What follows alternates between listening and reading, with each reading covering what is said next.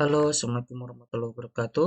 Perkenalkan nama saya Taswono. Saya adalah mahasiswa Universitas Cyber Asia dari program studi manajemen. Di sini saya akan melaporkan hasil observasi saya mengenai rasional pada CV Karya Jaya Mandiri. Eh, Latar belakang masalahnya yaitu seperti yang kita ketahui bahwa manajemen pada dasarnya adalah proses pengambilan keputusan yang berkaitan dengan perencanaan, pengorganisasian, pengarahan, serta pengendalian yang dilakukan guna meraih tujuan organisasi.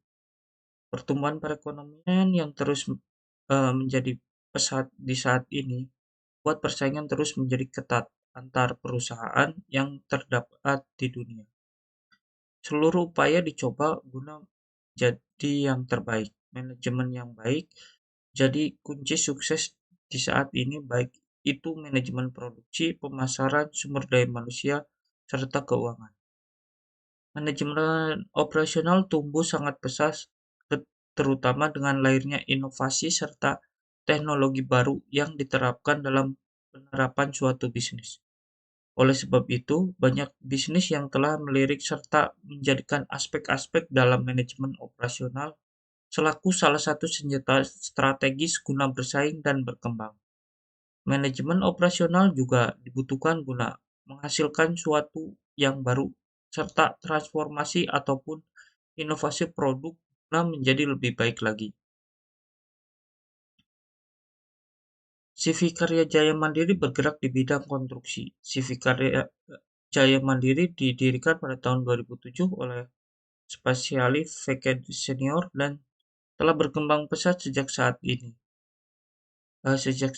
Didukung oleh fasilitas perakitan canggih spesial Veket dan mitra kelas 1 di seluruh Kabupaten Cilacap, CV Karya Jaya Mandiri telah dipercaya menangani proyek-proyek berspesifikasi tinggi di seluruh Jawa Tengah. Untuk melakukan kegiatan operasionalnya, CV Karya Jaya Mandiri sudah melakukan pembagian pekerjaan. Pembagian pekerjaan ada yang di kantor dan di lapangan. Di kantor, karyawan dituntut untuk disiplin dan jujur. Akan tetapi untuk pekerjaan yang ada di lapangan itu masih mengalami hal-hal yang tidak diinginkan, seperti kehilangan alat dan bahan yang jumlahnya cukup banyak. Tidak hanya itu, untuk mencari pertanggungjawaban atas suatu pekerjaan sulit saat dikarenakan saat menangani proyek bukan hanya karyawan CV Karya Jaya Mandiri saja, melainkan banyak kerjasama dengan pihak lain dan tidak ada pengawasan atas alat dan bahan yang ada di proyek tersebut. Dengan dilakukan penelitian manajemen operasional pada Civic Karya Jaya Mandiri, maka fungsi manajemen operasional menangani pengawasan atau pengendalian atau controlling pada Civic Karya Jaya Mandiri yang memerlukan perubahan dan perbaikan.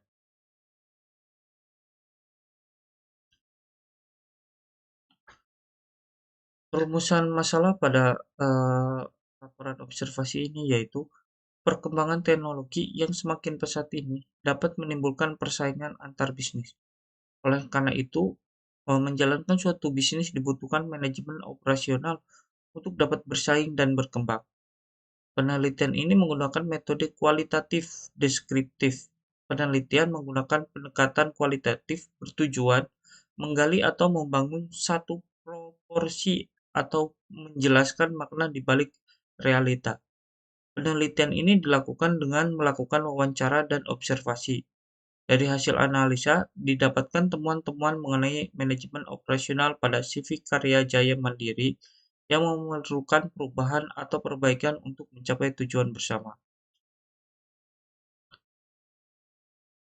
Tujuan dan manfaat penelitian ini, yaitu hasil yang didapatkan dalam penelitian ini, yaitu fungsi manajemen operasional mengenai pengawasan atau pengendalian pada Civic Karya Jaya Mandiri yang memerlukan perubahan atau perbaikan. Penelitian ini bertujuan untuk mengetahui bagaimana penerapan fungsi manajemen operasional, terutama pengawasan atau pengendalian pada sistem kerja dan prosedur kerja di CV Karya Jaya Mandiri dan memberikan saran agar CV Karya Jaya Mandiri dapat bersaing dengan lebih baik.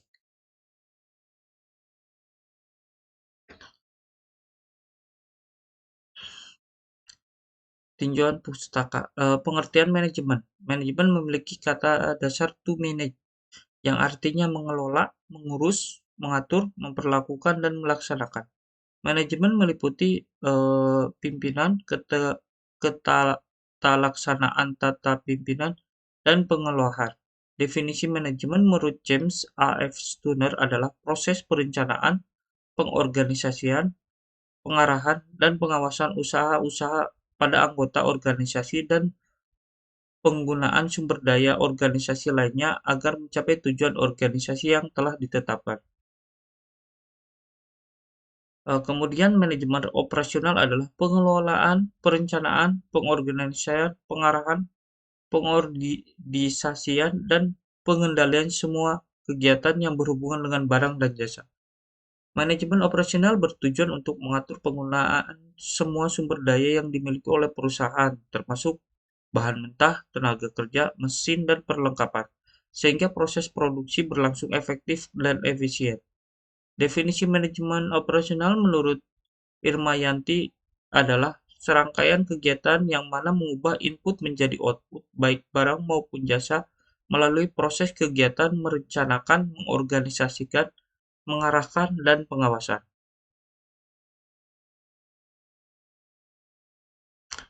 Kemudian subkontraktor. Subkontraktor adalah perusahaan konstruksi yang berkontrak dengan kontraktor utama untuk melaksanakan beberapa bagian pekerjaan kontraktor utama.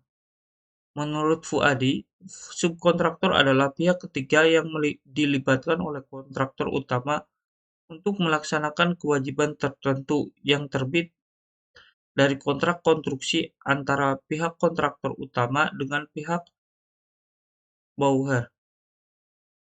Pekerjaan yang mana dilakukan oleh subkontraktor untuk dan atas nama pihak kontraktor utama. Menurut Ilmuwan Soeharto 2001, subkontraktor adalah kontraktor yang menerima pekerjaan pemborongan dari kontraktor lainnya yang lebih benefit. Kemudian sistem kerja. Setiap perusahaan memiliki sistem kerja yang menjadi dasar untuk melaksanakan kegiatan operasionalnya. Sistem kerja adalah serangkaian pekerjaan yang berbeda yang dipadukan untuk menghasilkan suatu benda atau jasa yang diberikan kepada pelanggan dan memberikan keuntungan bagi perusahaan atau organisasi. Menurut Irawan, sistem kerja adalah serangkaian aktivitas yang dipadukan untuk menghasilkan suatu benda atau jasa yang menghasilkan kepuasan pelanggan atau keuntungan perusahaan. Sistem kerja yang umum diterapkan saat bekerja sama dengan sebuah perusahaan kontraktor yaitu sebagai berikut. Yang pertama, sistem cost and fee system. Cost and fee adalah sistem yang menerapkan sistem yang diberlakukan kontraktor untuk pengerjaan pembangunan atau suatu proyek berdasarkan bagi hasil, biasanya 10% sampai 15%, di mana harga material, desain, dan upah tenaga kerja mengikuti atau dapat berubah selama proyek belum selesai. Sistem kerjasama yang pertama ini sifatnya sangat terbuka, dan penggunaan dana selalu dilaporkan kontraktor kepada pemilik atau development sehingga segala biaya yang digelintirkan pada proyek dapat terpantau dengan baik. Sistem cost and fee juga kerap kali direkomendasikan para arsitek bila gedung mengusung desain konstruksi yang rumit. Hal ini dikarenakan sistem kerja tersebut sangat fleksibel. Pemilik proyek atau development berhak memutuskan sendiri apakah kontraktor dapat melanjutkan ke proses selanjutnya atau tidak, tergantung dari seberapa puas terhadap hasil kerja yang telah diberikan.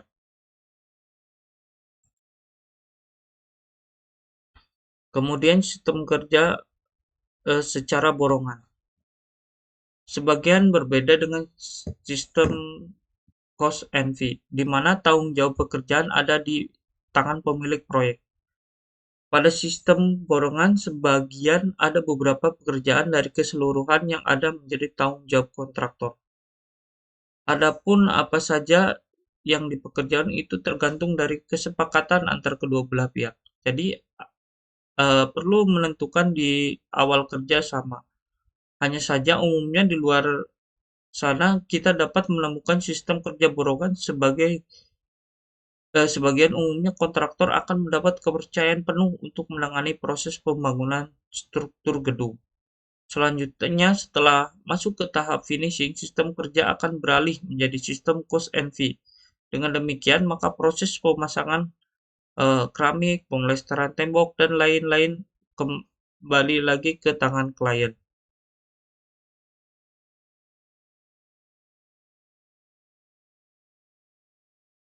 Berikutnya kita membahas mengenai prosedur kerja. Prosedur kerja adalah suatu rangkaian dari tata kerja yang saling berhubungan satu dengan yang lainnya, sehingga terlihat adanya suatu urutan tahap demi tahap dan jalan yang harus ditempuh dalam rangka menyelesaikan suatu pekerjaan.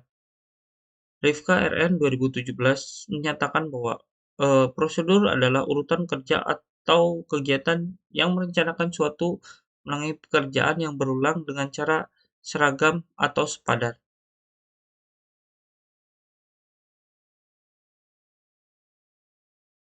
Sekarang kita membahas mengenai fungsi manajemen operasional.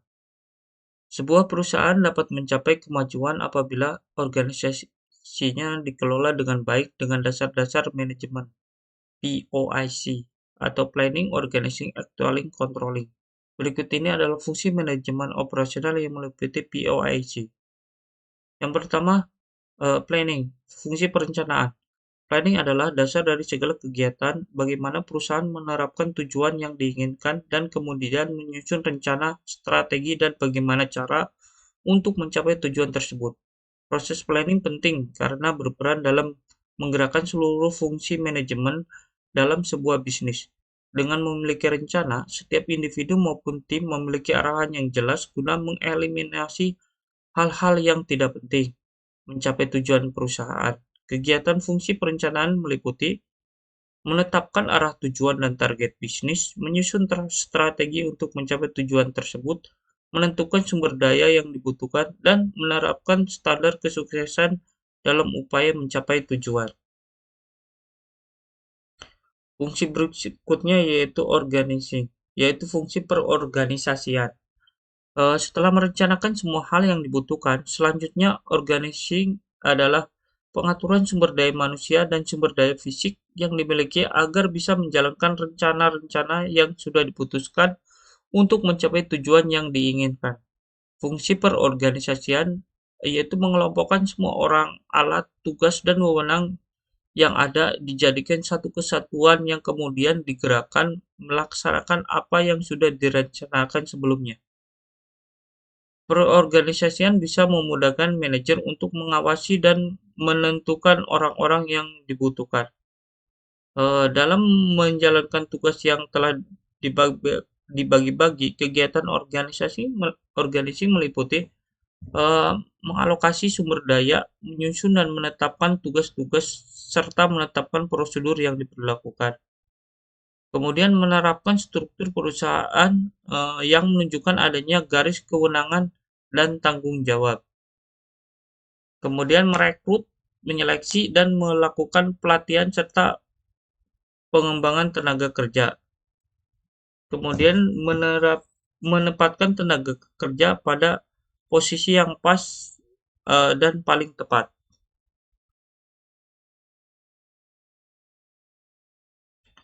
Fungsi berikutnya yaitu accounting, fungsi pengarahan atau pengorganisasian.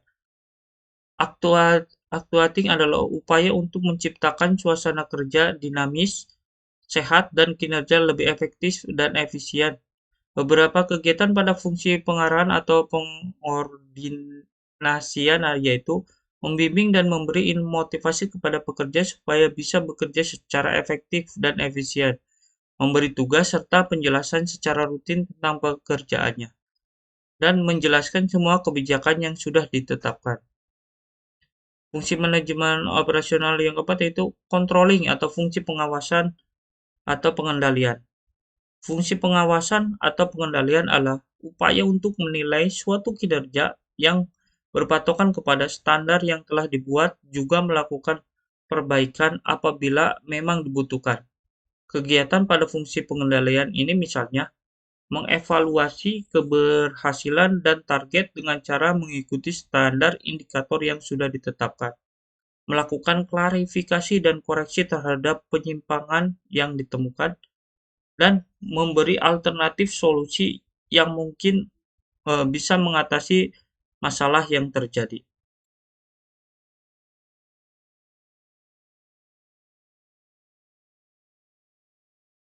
Sekarang kita membahas mengenai metode penelitian yang diambil. Yang pertama adalah jenis penelitian. Penelitian ini menggunakan metode kualitatif deskriptif.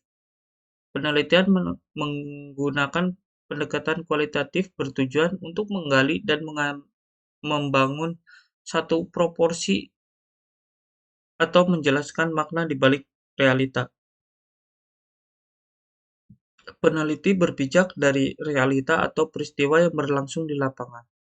Pengambilan sampel sumber daya dilakukan secara purposive sampling terhadap owner dari CV Karya Jaya Mandiri, kemudian karyawan-karyawan, dan sampai beberapa konsumen.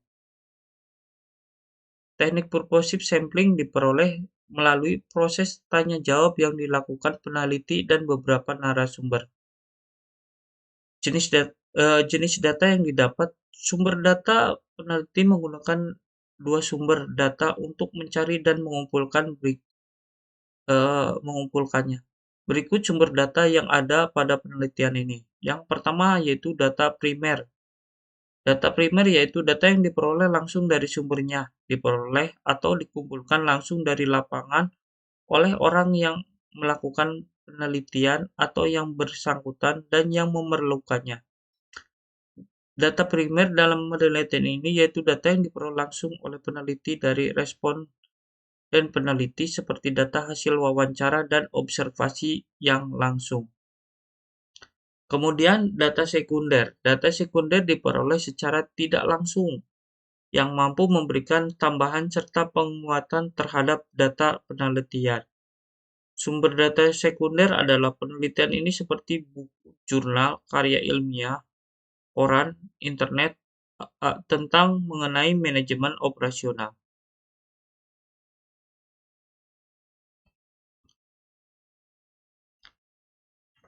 Kemudian teknik pengumpulan datanya yaitu melalui observasi, wawancara, dan dokumentasi. Metode observasi merupakan metode pengamatan yang didukung dengan pengumpulan dan pencatatan data secara sistematis terhadap objek yang akan diteliti. Dalam konteks penelitian ini, metode observasi digunakan agar pokok permasalahan yang ada dapat diteliti secara langsung pada CV karya Jaya Mandiri. Dalam penelitian ini, peneliti melakukan observasi partisipasi dengan menghimpun data penelitian melalui pengamatan dan penginderaan di mana peneliti terlibat dalam keseharian informasi. Kemudian teknik wawancara dalam penelitian ini dilakukan peneliti dengan cara tanya jawab sambil bertatap muka antar si penanya dengan pewawancara. Dengan narasumber dengan menggunakan metode wawancara semi terstruktur, yaitu peneliti menyiapkan pertanyaan-pertanyaan terlebih dahulu dengan pelaksanaan lebih bebas. Dalam artian tidak menutup kemungkinan untuk muncul pertanyaan baru yang masih relevan agar mendapat pendapat dan ide dari narasumber secara lebih luas. Kemudian dokumentasi merupakan catatan catatan peristiwa yang sudah berlalu yang berbentuk tulisan, gambar, dan karya-karya monumental dari seseorang. Jadi yang dalam penelitian ini data yang digunakan metodologi penelitian sosial untuk menelusuri data historis.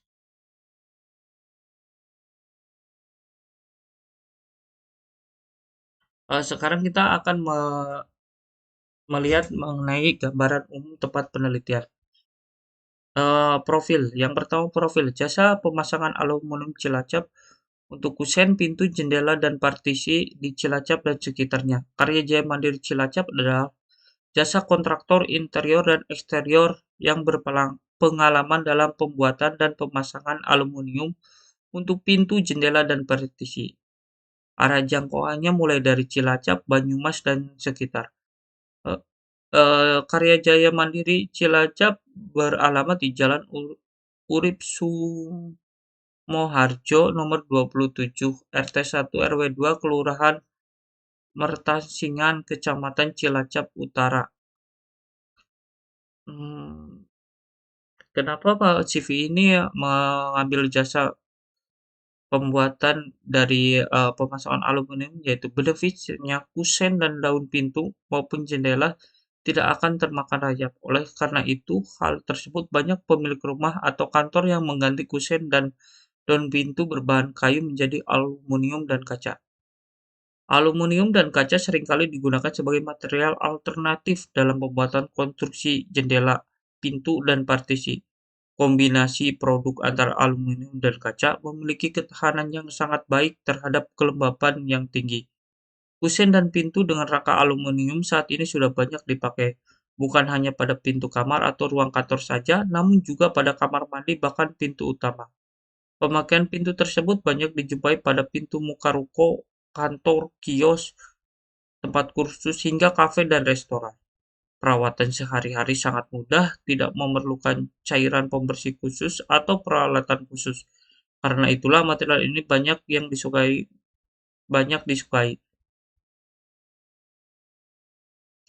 Kemudian visi dan misi dari CV Karya Jaya Mandiri adalah eh, bahwa CV Karya Jaya Mandiri percaya bahwa nilai kebaikan itu akan memberikan banyak manfaat. Oleh karena itu, CV Karya Jaya Mandiri berusaha untuk selalu menjaga nilai kebaikan dalam setiap pekerjaan dengan menjaga amanah dan kualitas waktu dan pelayanan. Konsultasikan kebutuhan interior. Kita bisa mengkonsultasikannya dahulu sebelum apabila kita akan bekerja sama dengan CV Karya Jaya Mandiri. Struktur organisasinya, CV Karya Jaya Mandiri memiliki susunan organisasi seperti berikut. Ada direktur, sekretaris, general manager, marketing, finance, dan foreman. Setiap badan usaha dalam rangka mencapai tujuannya telah direncanakan harus memiliki struktur organisasi yang baik. Struktur organisasi tersebut mencerminkan wewenang dan tanggung jawab di dalam perusahaan secara vertikal dan hubungan antar bagian secara horizontal. Dengan adanya struktur organisasi yang baik dan teratur, maka akan mempermudah melakukan pengawasan secara langsung oleh pimpinan perusahaan atau kepala setiap bagian. Dalam hal ini, perusahaan melakukan pemakaian suatu sistem struktur organisasi untuk kegiatan yang ada dalam perusahaan. Karena pimpinan perusahaan tidak dapat bekerja sendiri dalam mengatasi masalah-masalah yang terjadi dalam perusahaan tersebut, sehingga dibutuhkan suatu koordinasi dari semua bagian. Ini merupakan eh, bagian secara umum struktur organisasi pada CV Karya Jaya Mandiri, meliputi direktur, kemudian ada sekretaris, general manager, marketing. Kemudian secara horizontal ada logistik, purchasing, finance, cost control, dan project koordinator. Dari project koordinator ada turunannya yaitu engineering, drafter, atau project manager. Kemudian di project manager ada turunnya berupa site manager dan foreman. Pada finance menurun ada mempunyai finance staff, dan pada purchasing juga purchasing staff, juga pada bagian logistik yaitu logistik staff.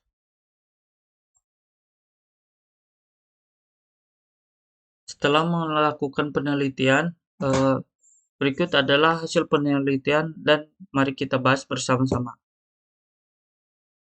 Yang pertama yaitu proyek-proyek yang ditangani oleh CV Karya Jaya Mandiri. CV Karya Jaya Mandiri menjadi salah satu kontraktor VES terbesar di Indonesia, eee, atau di Jawa Tengah yang melayani seluruh pemesanan, fabrikasi, pengiriman, dan pemasangan aluminium facade system ke seluruh Indonesia. Berikut ini proyek berspesifikasi tinggi yang sudah bekerja sama dengan CV Karya Jaya Mandiri.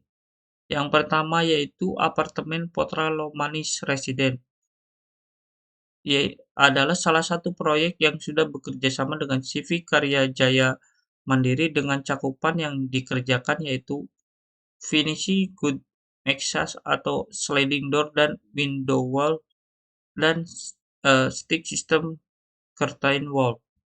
Kemudian ada perumahan Pertamina Donan Lomanis, salah satu proyek yang sudah bekerja sama dengan CV Karya Jaya Mandiri dengan cakupan yang dikerjakan yaitu aluminium composite panel dan KCW 75. Kemudian ada Wisma Gria Patra Cilacap, meliputi pengerjaan yaitu window wall. Dan ada Rumah Sakit Bina Cilacap, proyek yang dikerjakan yaitu meliputi cakupan yang dikerjakan ya adalah aluminium window Nextra dan masih banyak proyek lainnya yang dilaku yang telah didapatkan oleh CV Karya Jaya Mandiri.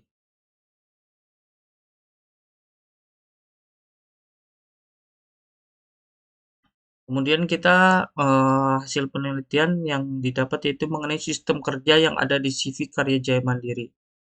Setiap perusahaan memiliki sistem kerja yang menjadi dasar untuk melaksanakan kegiatan operasionalnya.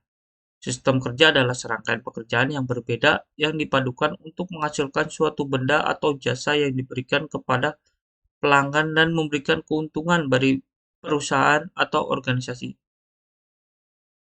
Sistem kerja yang dilakukan oleh CV Karya Jaya Mandiri yaitu meliputi sistem borongan sebagian.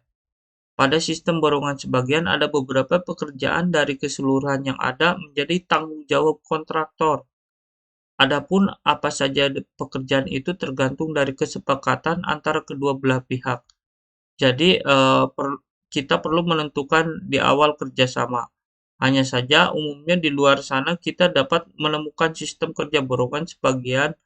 Umumnya kontraktor akan mendapat kepercayaan penuh untuk menangani proses pembangunan struktur gedung. Selanjutnya setelah masuk ke tahap finishing, sistem kerja akan beralih menjadi sistem kerja cost and fee. Dengan demikian, maka proses pemasangan seperti keramik, pemlesteran tembok, dan lain-lainnya kembali lagi ke tangan klien.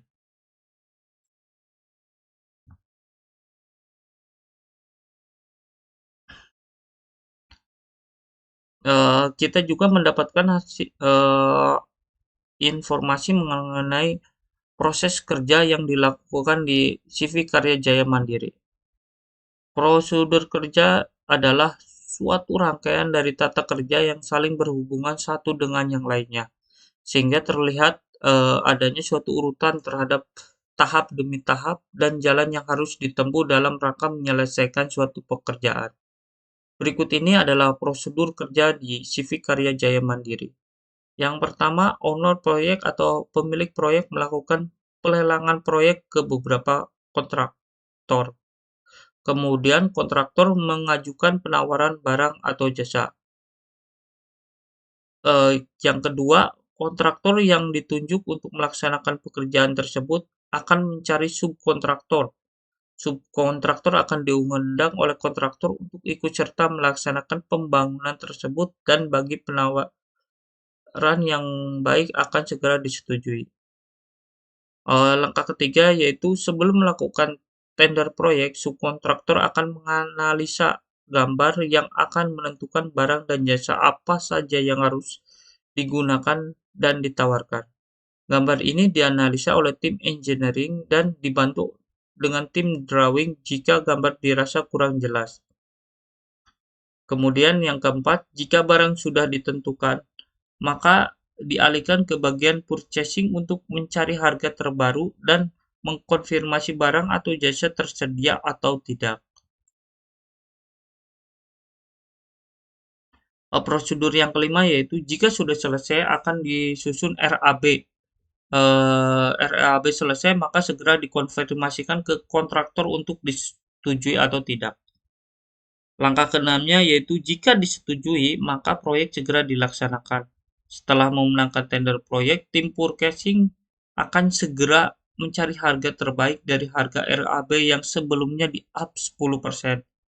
Jika sudah menemukan harga yang diinginkan, segera membuat PO atau payment order booking harga dan barang agar tidak kehabisan di kemudian hari dan melakukan pembelian di awal lagi barang yang inden. Biasanya barang inden itu aluminium serta beberapa aksesoris kaca. Karena subkontraktor ini bagian finishing, maka masih banyak waktu untuk melakukan pengorderan barang yang inden. Dalam melakukan pembelian tersebut, tim purchasing akan membuat payment order atau purchase order ke distributor.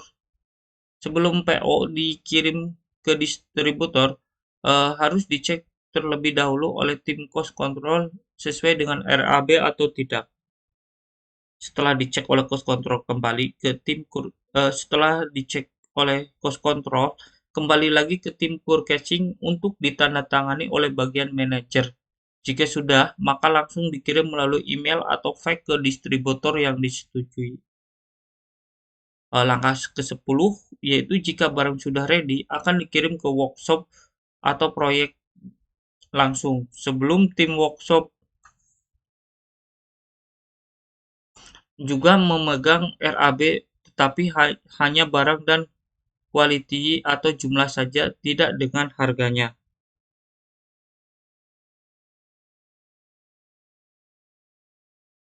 Sebelumnya, tim workshop juga memegang RAB, tetapi hanya barang dan quantity atau jumlah saja, tidak dengan harganya.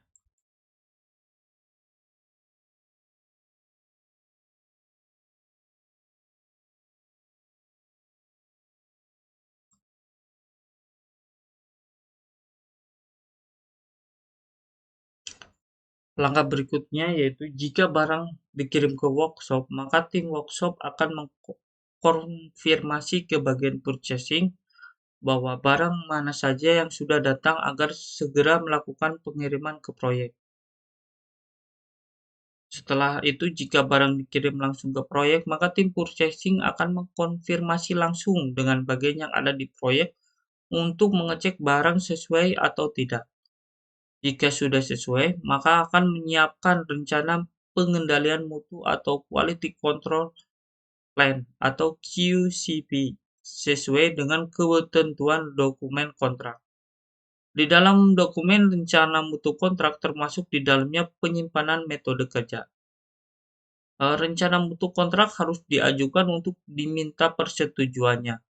Tidak ada satu pekerjaan pun yang boleh dikerjakan tanpa terlebih dahulu membuat rencana mutu kontrak dan metode kerja telah mendapat persetujuan. Konsep awal rencana mutu kontrak atau RMK harus disampaikan bersamaan dengan PCM. Rencana mutu kontrak harus sudah diserahkan dalam waktu 30 hari setelah penyediaan jasa berada di lokasi pekerjaan.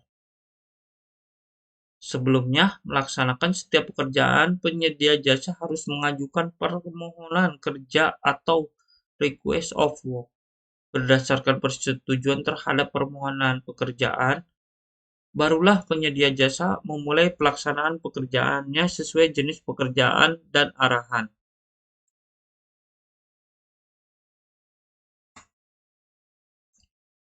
Pekerjaan fisik dilakukan harus sesuai proses manajemen mutu, tetapi dengan rencana mutu kontrak atau quality control plan dan rencana jaminan mutu atau quality assumption plan. Hasil pengendalian mutu disusun dalam bentuk laporan quality control. Setiap akhir bulan, penyedia jasa menyiapkan laporan pencapaian atau progres pelaksanaan yang dihitung per tanggal 25. Hasil perhitungan volume yang dipakai pada laporan kemajuan pekerjaan per tanggal 25 sesuai dengan jadwal yang disepakati tersebut diperoleh dari hasil pengukuran bersama. Setiap bulan penyedia jasa harus menyiapkan dan menyampaikan sertifikat bulanan atau monthly sertifikat untuk diminta persetujuannya.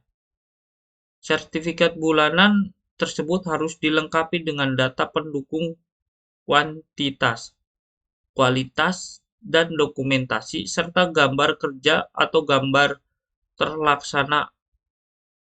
Sertifikat bulanan disiapkan penyedia berdasarkan format yang telah disetujui oleh direksi teknis. Kemudian pelaksanaan survei lapangan untuk mendapatkan data dan kondisi lapangan yang akurat sebagai dasar untuk kajian teknis lapangan.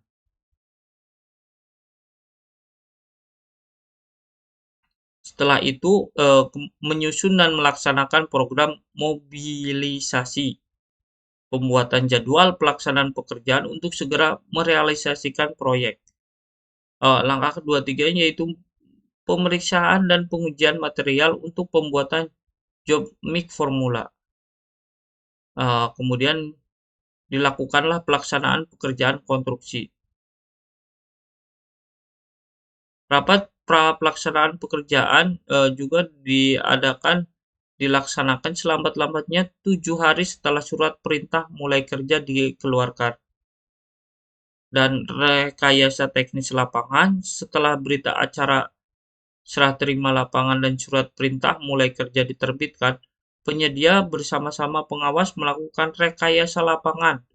Kemudian penyedia jasa menyusun laporan rekayasa lapangan yang selanjutnya dibahas bersama-sama dengan pengawas. Setelah itu membuatlah kajian teknis lapangan atau draft teknik justice. Hasil rekayasa teknik lapangan yang telah dibahas selanjutnya akan dijadikan dokumen kajian teknis lapangan. Dan pembahasan hasil kajian teknis ini di tingkat panitia paling lama 60 hari setelah SPMK. Alhasil berita acara hasil pembahasan draft teknik justification menjadi justifikasi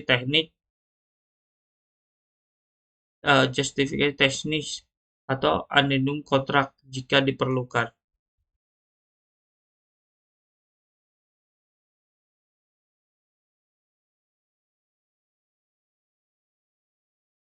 Dari hasil observasi tersebut, kita juga dapat mendapatkan beberapa informasi mengenai kendala yang dihadapi oleh CV Karya Jaya Mandiri. Suatu perusahaan pasti ada kendala yang dialami, baik kecil maupun besar. Hal ini bisa diselesaikan dengan manajemen yang ada di perusahaan tersebut. Jika kendala-kendala yang dihadapi tidak diselesaikan dengan baik, maka akan berdampak sistematik terhadap pertumbuhan dan kelangsungan hidup perusahaan yang tidak terkecuali juga pada CV Karya Jaya Mandiri. Kendala yang dihadapi CV Karya Jaya Mandiri dalam pengerjaan yang ada di lapangan ini masih mengalami hal seperti kehilangan alat dan bahan yang jumlahnya cukup banyak sehingga dapat menambah beban pengeluaran bagi perusahaan. Dalam prakteknya, sulit menelusuri karena yang menangani proyek bukan hanya karyawan CV Karya Jaya Mandiri saja, melainkan banyak kerjasama dengan pihak lain, sedangkan tidak ada pengawasan atas alat dan bahan yang ada di proyek tersebut.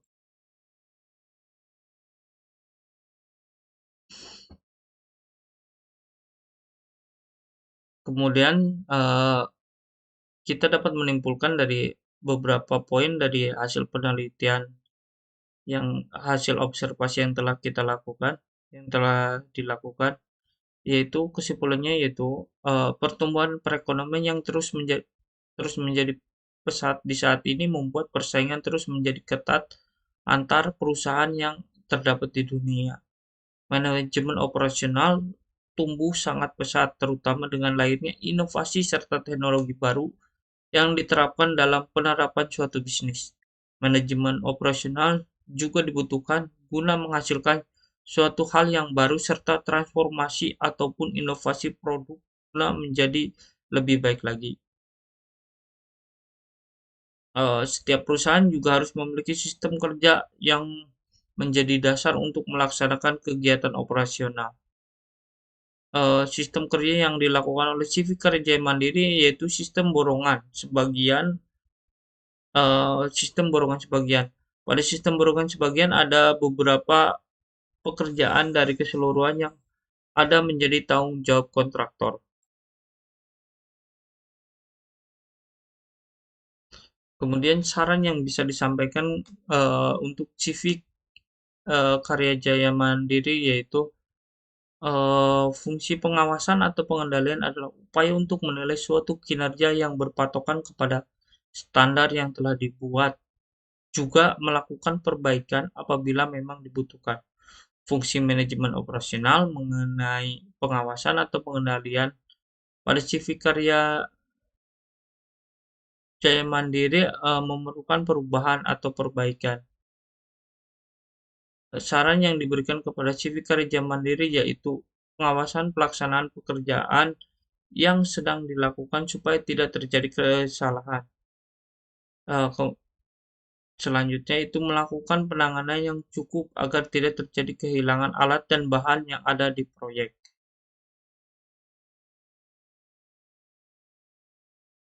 Hal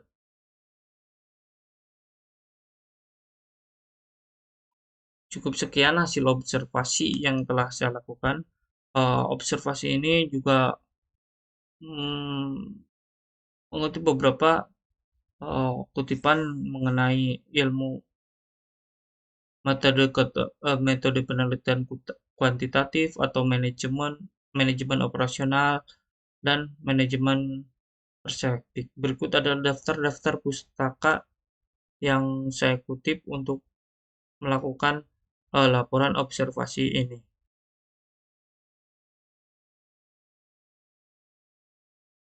Mungkin hanya itu yang bisa